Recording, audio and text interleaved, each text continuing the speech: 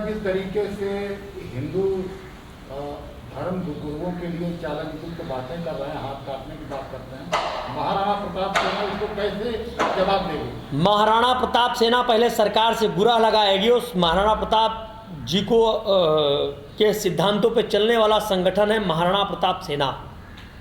तो हम सब लोग महाराणा प्रताप जी को आदर्श मानते हैं और उनके पक्ष चिन्हों पर चलने वाले हैं। आवश्यकता पड़ने पर हम तलवार भी उठा सकते हैं और आवश्यकता पड़ने पर हम घास की रोटी भी खा सकते हैं। हम चाहते हैं दिल्ली ही नहीं, संपूर्ण देश में अमन और चमन की शांति हो और शांति का पैगाम हो। जहाँ हिंदू हैं वहाँ हिंदू रहें, जहाँ मुस्लिम हैं वहाँ मुस्लिम रहें। मैं तो मुस्लिमों के लिए कहना चाहूँगा, कायदे में रहोगे फ़ायदे में रहोगे, और अगर फ़ायदे में नहीं रहोगे तो महाराणा प्रताप सेना आपको आपके घरों में मुर्गा बनाकर कुकड़ों को बुलवाने का काम करेगी, चाहे वह विधायक हो और चाहे वह जितने बड़े लीडर क्यों ना हो। महाराणा प्रताप सेना की तादाद बहुत कम है, लेकिन जो भी सैनिक हैं वो एकदम महाराणा प्रताप जी की नीति को अपनाते हैं। जैसे 15,000 सैनिक और 3,000 सैनिक महाराणा प्रताप जी के थे, उन्होंने युद्ध जीता, तो उसी नीति और उसी रीति के साथ हम भी युद्ध जीतने चाहते हैं। लेकिन हमें सरकार पर और भारत के बनाए हुए संविधान पर पूरा भरोसा है। पहले हम संविधान की बात करेंगे, और अगर संविधान से हमें सम्मान नहीं मिलेगा तो फिर हम राजपूत हैं, हम महाराणा प्रताप सेना के सैनिक हैं, उसके नाते हम समाज को और हिंदू भाइयों को एकजुट करना जानते हैं। महाराणा प्रताप जी क्षत्रियों की विरासत नहीं थे, महाराणा प्रताप जी हिंदुओं के लिए लड़े और उनके लिए बलिदान हुए। बहुत से लोग कहते हैं कि महाराणा प्रताप क्षत्रियों की विरासत है, मैं इस बात को नहीं मानता। मैं जय भीम भी कहता हूँ, मैं जय श्री राम भी कहता हूँ, मैं जय परशुराम भी कहता हूँ, मैं जय महाराणा कहता हूँ। मुझे कोई आपत्ति नहीं है जय भीम कहने में, जय श्री राम कहने में, जय परशुराम कहने में और जय महाराणा कहने में, लेकिन सम्मान और स्वाभिमान से जो खेलेगा उसको बख्शा नहीं जाएगा। वो चाहे आम आदमी पार्टी के विधायक हों, और चाहे वो मधुबनी हत्याकांड के दोषी हों, और चाहे वो निकिता तोमर के हत्यारे हों, चाहे वो रिंकू शर्मा के हत्यारे हों, ऐसी तमाम जो हत्याएं हो रही हैं, मैं केंद्र सरकार और राज्य सरकार से ये कहना चाहता हूं कि इस तरीके के अपराध रोकने के लिए नियमित कानून बनाने होंगे। और साथ ही एक बहुत बड़ा विषय है, नवरात्र भी आ रहा है।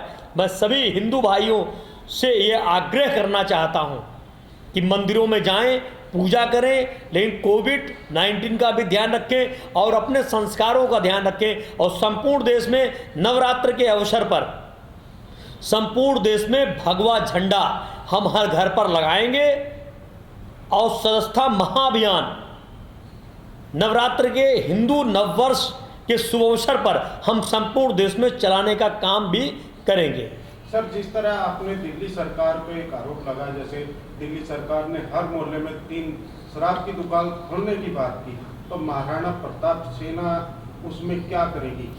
महाराणा प्रताप सेना दिल्ली सरकार के खिलाफ हस्ताक्षर अभियान चलाएगी 10 अप्रैल से, और पब्लिक से जानना चाहेगी कि यह उचित है या अनुचित है, और उन हस्ताक्षरों की कापी एक राष्ट्रपति महोदय और एक दिल्ली के उपराज्यपाल को सौंपने का काम करेगी।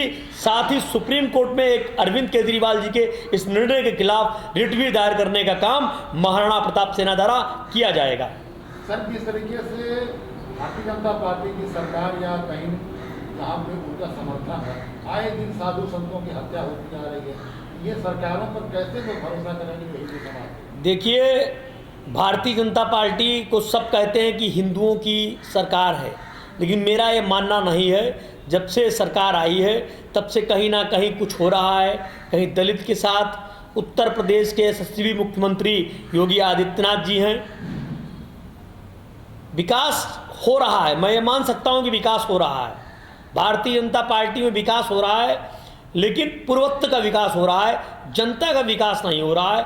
पेट्रोल के दाम बढ़ रहे हैं, राशन बढ़ रहा है, महंगाई बढ़ रही है। इस पे भी हमारे देश के यशस्वी प्रधानमंत्री जी को सोचना पड़ेगा, और आम पब्लिक के लिए भी उनको कुछ निर्णायक कदम उठाने होंगे, साधु संतों के लिए भी निर्णायक कदम उठाने होंगे। देखिए, 2022 में उत्तर प्रदेश विधानसभा चुनाव है, उस चुनाव को देखते हुए मुख्तार अंसारी को हीरो बनाया जा रहा है।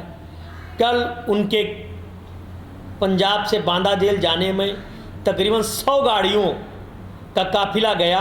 मैं तो यह कहना चाहता हूँ उत्तर प्रदेश सरकार को, जब आप इतना पोर्टफोलियो ऐसे माफियाओं को दोगे तो ये तो शोरमा हो ही जाएंगे। अगर आपको ऐसा ही कुछ करना था तो हेलीकॉप्टर से सीधे पंजाब से उठा के आप बांदा जेल में उतार सकते थे। ये सिर्फ सोशल मीडिया में भारतीय जनता पार्टी को वाह लूटने का काम। मैं भारतीय जनता पार्टी का विरोधी नहीं हूँ, मेरा पूर्ण समर्थन है उसकी अच्छी नीतियों पर अगर अपराधियों को मिटाना है तो जड़ से मिटाइए। आप पोर्टफोलियो दे रहे हैं इस तरीके से, मुख्तार अंसारी और मुख्तार अंसारी के लोग मजबूत हो रहे हैं, कमज़ोर नहीं हो रहे हैं। कल मुख्तार अंसारी को जो पोर्टफोलियो दिया गया, मुझे लगता है वो पोर्टफोलियो उत्तर प्रदेश सरकार के कैबिनेट मंत्री को भी नहीं दिया जाता है। आखिर ऐसे पोर्टफोलियो की क्या आवश्यकता पड़ गई? जगह जगह एसटीएफ लगाई गई, जगह जगह गोदी मीडिया के लोग लगे रहे। और मैं कहना चाहता हूं मीडिया के साथियों से भी, जो हमारे बड़े बड़े चैनल्स हैं, मेरा आग्रह है जो सही बात है उसको जनता तक पहुंचाएं। सरकार आज भाजपा की है, कल किसी और की हो सकती है, क्योंकि संविधान और सत्ता किसी की विरासत नहीं होती। जो सही है वह सही है, जो गलत है वह गलत है। समथिंग 100-125 दिन हो गए हैं, किसान बैठे हैं। आखिर आज तक हमारे देश के यशस्वी प्रधानमंत्री जी ने मन की बात में हमेशा आते हैं, किसानों के लिए क्यों नहीं कहा? और मेरा तो यह आग्रह है कि महाराणा प्रताप सेना ने भी अपना समर्थन देश के कृषि मंत्री नरेंद्र सिंह तोमर को दिया था। लेकिन अगर वाकई में किसान वहाँ बैठे तो कुछ तो बात है, कायदे में सरकार को वहाँ जाना चाहिए, पूछना चाहिए। और अगर ऐसा नहीं हुआ तो 2022 के चुनाव और 2024 के लोकसभा चुनाव दोनों किसान आंदोलन से प्रभावित होंगे, ऐसा मेरा मानना है। और ये किसान अगर इनकी बातें नहीं मानी गई तो 2024 तक ये ऐसे ही बैठे रहेंगे, मुझे ऐसा लग रहा है, क्योंकि लोग तो मकान बना रहे हैं।